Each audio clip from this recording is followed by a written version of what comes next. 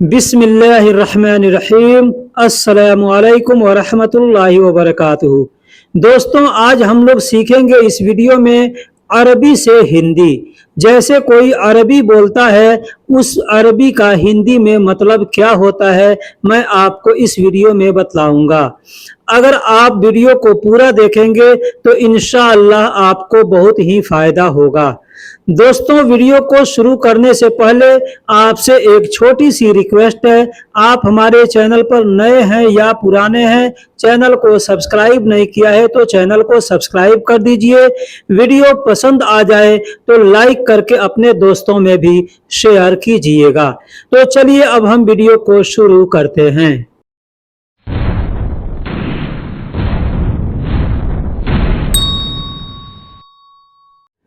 दोस्तों, जो भी अल्फाज या जुमले बतलाए जाएंगे उसको बड़े ही गौर से आपको सुनना है और अपने दिमाग के अंदर उतारना है। अब यहाँ पे मैं बता रहा हूँ आपको कुछ ऐसे अल्फाज बतलाऊंगा जिसको कई जगह इस्तेमाल किए जाते हैं। जैसे अगर कोई अरबी आपसे कहता है या कोई भी आदमी कहता है, अरबी में कहता है नज़ल अगरात। नज़ल अगरात मतलब होता है सामान उतारो, सामान उतार। अब यहाँ पे इस जुमले में दो लफ्ज हैं। एक नज़ल जिसका मतलब होता है उतरना या उतारना। उतरना या उतारना दोनों के लिए नज़ल का इस्तेमाल किया जाता है। ठीक। अगरात का मतलब सामान होता है। कोई भी वस्तु है उसको अगर कोई कहता है कि उतारो तो अरबी में कहेगा नज़ल अगरात। अब यहाँ पे आपको गौर ये करना है कि उतरने के लिए और उतारने के लिए दोनों जगह पे नज़ल का इस्तेमाल किया जाता है। तो ऐसा नहीं कि आप समझ लें कि ये तो उतारने के लिए बोला है। अगर कोई आपसे कहता है नज़ल अंत, नज़ल अंत मतलब होता है तुम उतारो या तुम उतरो। दूसरा जुमला है नज़ल अंत मतलब होता है तुम उतरो या तुम उतारो। अब एग्जांपल ले लीजिए, कहीं आप हैं और कोई सामान कहीं रखा हुआ है ऊंचाई पे या कहीं पे, और आपसे कोई कहता है नज़ल अंत मतलब तुम उतारो। ठीक है। या कहता है नज़ल अगरात मतलब सामान उतारो। लेकिन वही इसका दूसरा पहलू है। अगर आप कहीं पे खड़े हैं, ऊंचाई पर खड़े हैं, चाहे छत पे खड़े हैं, टेबल पे, कुर्सी पे, कहीं पे भी खड़े हैं या बैठे हैं, और कोई कहता है कि नज़ल अंत मतलब इसका होता है कि तुम उतरो, तुम उतरो। या मान लीजिए गाड़ी पे ही आप बैठे हुए हैं, कोई कहेगा कि नज़ल अंत मतलब तुम उतरो। लेकिन गाड़ी में कोई सामान रखा हुआ है, आपका कफील कहता है नज़ल अंत मतलब तुम उतारो। अब ये आपको ध्यान दे करके समझना है कि सामने वाले ने कब और क्या बोला है।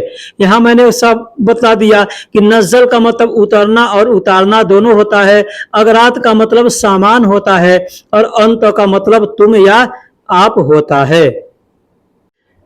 अगर कोई आपसे कहता है नज़ल तहत, नज़ल तहत मतलब होता है नीचे उतरो या नीचे उतारो। यहां पे भी दोनों चीजें सेम है, नीचे उतरो या नीचे उतारो। अगर आप ऊंचे हैं, ऊपर हैं, और कोई कहता है कि नज़ल तहत, नज़ल तहत मतलब नीचे उतरो।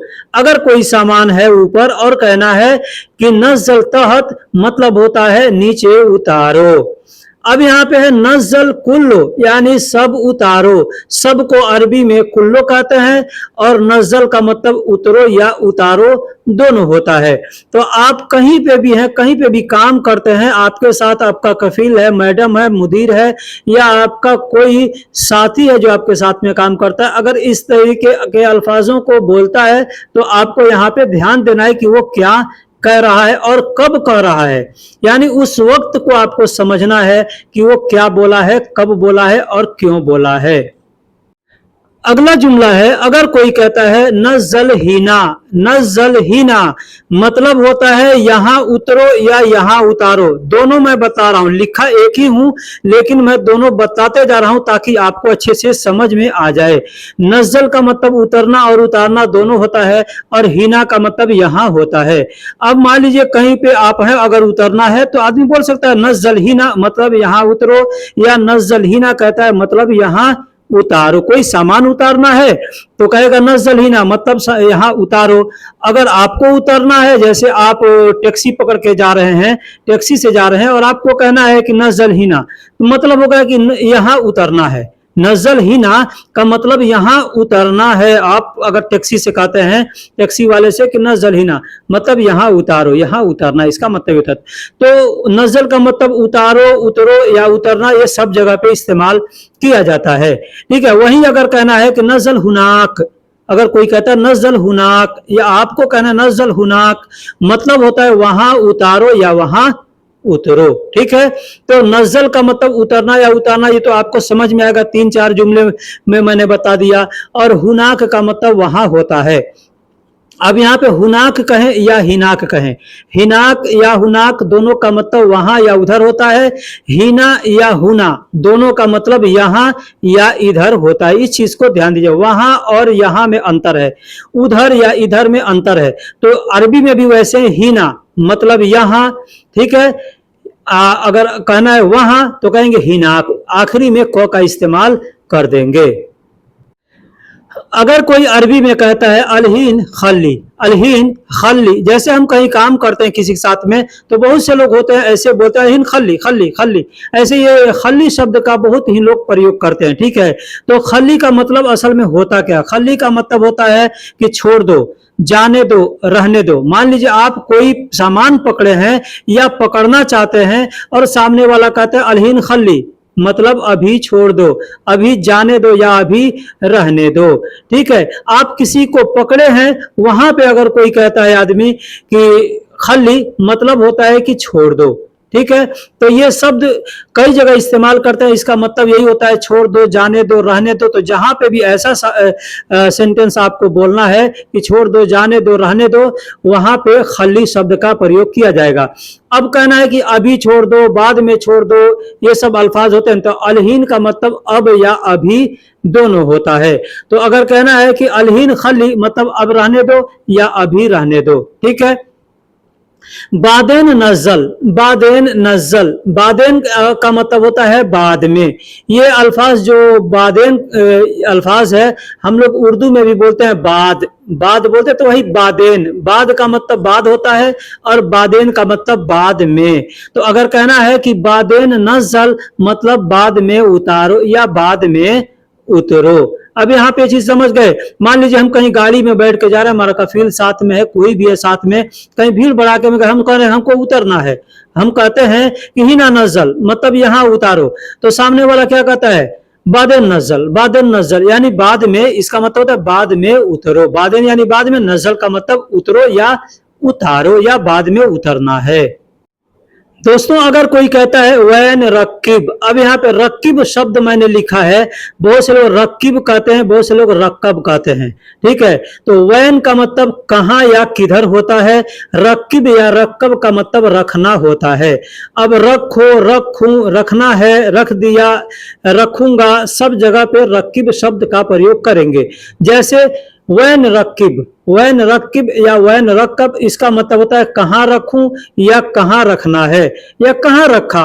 अगर हम किसी से कहते हैं वैन रक्किब, तो कोई सामान खोज रहे हैं, किसी को दिए थे रखने के लिए और बोल रहे हैं कहाँ रखे, तो अरबी में कहें वैन रक्कब, वैन रक्कब या वैन रक्किब, मतलब कहाँ रखे। ठीक है, आप कोई सामान लिए, कोई कहता है कि रख दो, तो आपको नहीं मालूम है कहाँ रखना, तो कहेंगे वैन रक्किब, मतलब कहाँ रखूं या कहाँ रखना है। तो सामने वाला कहेगा रक्किब दाखिल मुस्तौदा, एग्जाम्पल मैंने दिया है, रक्किब दाखिल मुस्तौदा, यानी गोदाम के अंदर रखना है या गोदाम के अंदर रखो। रक्किब का मतलब रखना है और दाखिल का मतलब अंदर और मुस्तौदा का मतलब होता है गोदाम। अब आपसे कोई कहता है कि रूम के अंदर रखो, तो अरबी में कहेगा रक्किब दाखिल गुरफा। अगर कोई कहता है घर के अंदर रखो, मतलब कि रक्किब दाखिल बेत। ठीक है, अब गोदाम के अंदर रखना है तो सामने वाला बोलेगा रक्किब दाखिल मुस्तौदा। अब यहाँ पे दाखिल शब्द कोई कोई हटा के भी बोल सकता है। ये चीज मैं आपको समझने के लिए बता रहा हूं कि किस तरीके से लोग बात करते हैं। दाखिल को हटा देगा और बोलेगा रक्किब मुस्तौदा, मतलब गोदाम में रखो, रक्किब मुस्तौदा यानी गोदाम में रखो, या रक्किब सियारा गाड़ी में रखो, रक्किब गुरफा यानी रूम में रखो, रक्किब बेत यानी घर में रखो, या बोल सकता है रक्किब हुनाक, रक्किब हुनाक यानी वहां रखो, या बोल सकता है रक्किब तौला, रक्किब तौला यानी तौला पर रखो। ऐसे आदमी बोलता है। दोस्तों अगर कोई कहता है अरबी में शुगल सुरा सौवी, जैसे आप काम कर रहे हैं, आपका मुदीर कफिल कोई भी कहता है सुरा सौवी, सूरा सूरा सूरा, तो सूरा का मतलब होता है जल्दी जल्दी। अब यहाँ पे जल्दी के जगह पे बहुत से लोग हैं कि दूसरे अल्फाज भी इस्तेमाल करते हैं। बहुत से मैं वीडियो में बता भी चुका हूँ, यहाँ पे बताता हूँ। जल्दी के लिए एक बदरी शब्द का भी इस्तेमाल किया जाता है। तो आदमी कह सकता है सुगुल बदरी सौवी, सुगुल बदरी सौवी, मतलब काम जल्दी करो, ठीक है। या बोल सकता है सुगुल सुरा सौवी, सुगुल सुरा सौवी, यानी काम जल्दी करो। काम को अरबी में शुगुल कहते हैं, और सुरा का मतलब जल्दी होता है, और बदरी का मतलब भी जल्दी होता है, और सौवी का मतलब करना होता है। अब यहाँ पे ध्यान दीजिएगा कि सौवी का मतलब करना, बनाना, बहुत जगह पे इस्तेमाल किया जाता है। जैसे मैंने कोई काम कर रहा हूं तो आदमी कह रहा है कि क्या कर रहे हो, काम कर रहे हो, तो आदमी कहेगा सौवी, सौवी मतलब कर रहा हूं। या ये काम करोगे, तो आदमी कहेगा सौवी मतलब करूंगा, ठीक है। अगर कोई सामान है खराब है, बनाना है, कोई आदमी कहता है कि हादा सौवी तरतीब, मतलब इसको बना दो, तो या कहेगा कि हादा सौवी अंत, मतलब कि तुम बना सकते हो या तुम कर सकते हो, तो आदमी कहेगा बना सकता हूं, कहेगा सौवी, सौवी मतलब कर दूंगा या बना दूंगा या कर सकता हूं या बना सकता हूं, ठीक है। तो दोस्तों कोई भी आदमी अगर आपसे बोलता है तो थोड़ा समझना है उसको कि वो क्या कह रहा है, कब कह रहा है। जब तक नए हैं, जब पुराने हो जाएंगे तो ऑटोमेटिक आपके दिमाग में सारी बातें बैठती चली जाएगी।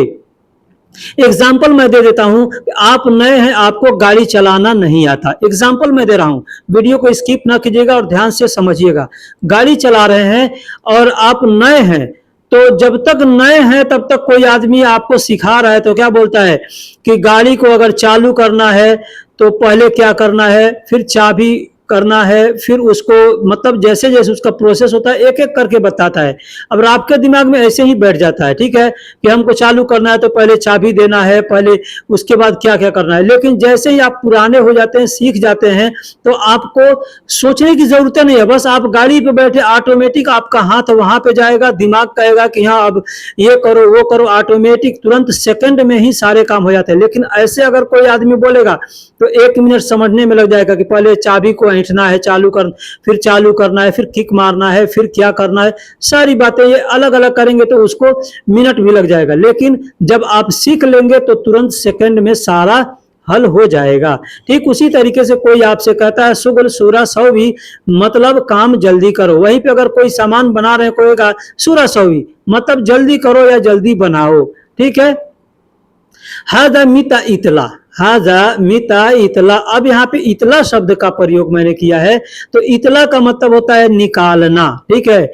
निकालने के लिए इतला शब्द का प्रयोग किया था, लेकिन बहुत से जगह पे भी इसको पूरा किया जाता है, बोला जाता है। जैसे आपको कोई सामान दिया कोई आदमी करने के लिए, कोई बनाने के लिए, ठीक है, आपको बनाना है तो सामने वाला पूछेगा मीता इतला, मतलब कब हो जाएगा, ठीक है। मीता इतला मतलब कब हो जाएगा। तो हादा का मतलब यह, मीता का मतलब कब, और इतला का मतलब हो जाएगा, यानी काम से मतलब काम इसका खत्म हो जाएगा, काम हो जाएगा, ये कब निकल जाएगा, ठीक है। तो मीता इतला बहुत से जगह पे लोग बोलते हैं। अब जैसे मैं लॉन्ड्री के अंदर काम करता हूं, हमारे पास कस्टमर आते हैं, ठीक है, तो हमसे बोलते हैं कि हम कह रहा कपड़ा दो, हम बोलते हैं मोबाइल नंबर दो, तो मोबाइल नंबर हमको देते हैं। जब कंप्यूटर में हम टाइप करते हैं तो सामने वाला बोलता है अनाइस्म इतला, मतलब मेरा नाम निकल गया, ये बोलते हैं, ठीक है। दूसरा जगह बोलते हैं कि ये काम कपड़ा धोना है, तो उसको बोलते हैं मिता इतला, मिता इतला मतलब मैं कब आऊं, कब हो जाएगा, इसका मतलब ये होता है, ठीक है। तो बहुत से जगह पे एक ही शब्द को इस्तेमाल करके लोग बोलते हैं। हाजा मिता इतला मतलब यह कब हो जाएगा, ठीक। अगर कोई कहता है अरबी में अलान अना मशगूल, अलान अना मशगूल, अलान का मतलब अब या अभी, अना का मतलब मैं, और मशगूल का मतलब बिजी होता है, व्यस्त होता है। तो अगर कोई कहता है अलान अना मशगूल, इसका ट्रांसलेशन है हिंदी में अभी मैं व्यस्त हूं, या कह सकते हैं अभी मैं बिजी हूं।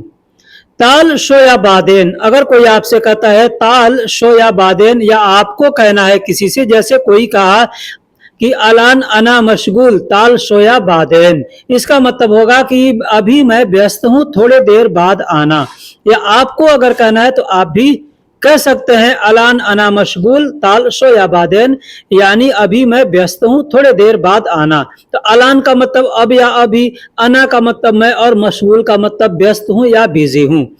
ताल शोया बादेन, ताल का मतलब आओ होता है, ठीक है, ताल का मतलब आओ होता है, शोया का मतलब होता है थोड़ा, ठीक है, बादेन का मतलब बाद में था। अगर एक साथ हम बोलेंगे ताल शोया बादेन, मतलब इसका हो गया कि थोड़ी देर बाद आना या थोड़ी देर बाद आओ, ठीक है। अब यहाँ पे आपको मैं एक शब्द बता दूं कि यहाँ पे चाहे तो कह सकते हैं कि ताल शोया बादेन, इसका मतलब हिंदी में असल तर्जुमा हुआ थोड़ी देर बाद आओ, क्योंकि ताल का मतलब आओ होता है, ठीक है। यहाँ पे मैंने आना लिख दिया है, लेकिन मैं आपको समझा देता हूं कि थोड़ी देर बाद आओ कहना होगा, कहेंगे ताल शोया बादेन। लेकिन अगर कहना हो थोड़ी देर बाद आना, तो वहां पे कहेंगे ताल शोया इजी शोया बादेन। अगर कहना है कि थोड़ी देर बाद आना, तो कहेंगे इजी शोया बादेन, वहां पे इजी शब्द का प्रयोग किया जाएगा। दोस्तों यहाँ पर एक जुमला मैं दे रहा हूं, बहुत ही आपको ध्यान से यानी गौर से आपको सुनना है और समझना है। एग्जाम्पल दिया हूं कि मोहम्मद अंतवैन, आपका कफील, आपका मुदीर, आपका मैडम कोई भी है, आपको कॉल करके अगर कहता है, फोन करके कहता है कि मोहम्मद अंतवैन, आपका जो भी नाम है नाम लेके बोलेगा, ठीक है। यहाँ पे एग्जाम्पल के तौर पे मोहम्मद दिया हूं, क्योंकि सऊदी लोग भी हैं जो नाम नहीं जानते हैं, तो किसी को भी मोहम्मद, मुदीर, सदीक ऐसे लोग बोलते हैं, ठीक है। तो मान लीजिए आपको मोहम्मद या आपका नाम अहमद, जुनेद जो भी है, अगर कोई लेके कहता है कि मोहम्मद अंतवैन फोन पर, मतलब होगा कि मोहम्मद तुम कहाँ हो, ठीक है, तुम कहाँ हो, अंत का मतलब तुम और वैन का मतलब कहाँ हो, अगर फोन पे ये बात अगर कोई कहता है तो।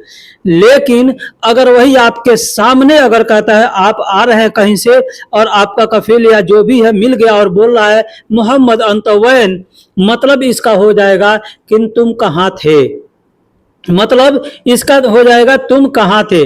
लेकिन अगर आप कहीं जा रहे हैं, यही पे ध्यान दीजिएगा, कहीं जा रहे हैं और आपको किसी ने देखा और बोल दिया मोहम्मद अंतवैन, मतलब हो गया कि तुम कहाँ जा रहे हो, ठीक है। अब यहाँ पे रोह बोले या नहीं बोले, इसका मतलब आपको समझ लेना है। रोह बोलेगा तो भी यही बात हो गया, और नहीं बोलेगा तो भी, तो हो सकता है बोल सकता है मोहम्मद अंतवैन रोह, मतलब मोहम्मद तुम कहाँ जा रहे हो। लेकिन अगर कह सकता है बस मोहम्मद अंतवैन, मतलब आप ये समझ लीजिए कि वो पूछ रहा है तुम कहाँ थे या तुम कहाँ जा रहे हो। अगर कहीं जा रहे हैं तो मतलब जा रहे हो के लिए पूछ रहा है, और कहाँ थे तो मतलब कहाँ थे, इसका मतलब हो गया। तो आप जहां थे वहां का नाम लेके बोल सकते हैं, जैसे अना मौजूद गुरफा, मैं रूम में हूं, अगर फोन पे कहता है तो आप कहेंगे अना मौजूद गुरफा, मतलब मैं रूम में हूं। लेकिन वही अगर सामने आकर के कहता है तो आप कहेंगे अना, मतलब जहां पे थे वहां पे बोल सकते हैं, जैसे अना मौजूद बकाला, या अना मौजूद महत्ता, अना मौजूद हदीका, अना मौजूद इसवाक, जो भी कहना है आपको कह सकते हैं, या किसी जगह का नाम लेकर के बोल सकते हैं। अना मौजूद मतलब मौजूद कहते हैं प्रेजेंट में जहाँ थे उस वक्त जब का पूछ रहा है, तो आप बता सकते हैं कि मैं बकाला में था। जैसे हमसे कोई अगर पूछेगा कि तुम कहाँ थे, तो मैं अगर अपने दुकान में हूं तो बोलूंगा दुकान में, या अगर मैं बकाला गया हूं तो बकाला में, जहां पे भी गया हूं वहां पे हम बोलेंगे। तो दोस्तों इस तरीके से लोगों के बातों को समझते हैं और लोगों से बातें करते हैं। अगर आपने यहाँ तक वीडियो देखा है और आपको वीडियो पसंद आई है तो लाइक करके चैनल को सब्सक्राइब कीजिएगा, और अपनी राय कमेंट बॉक्स में जरूर दीजिएगा कि वीडियो कैसी लगी।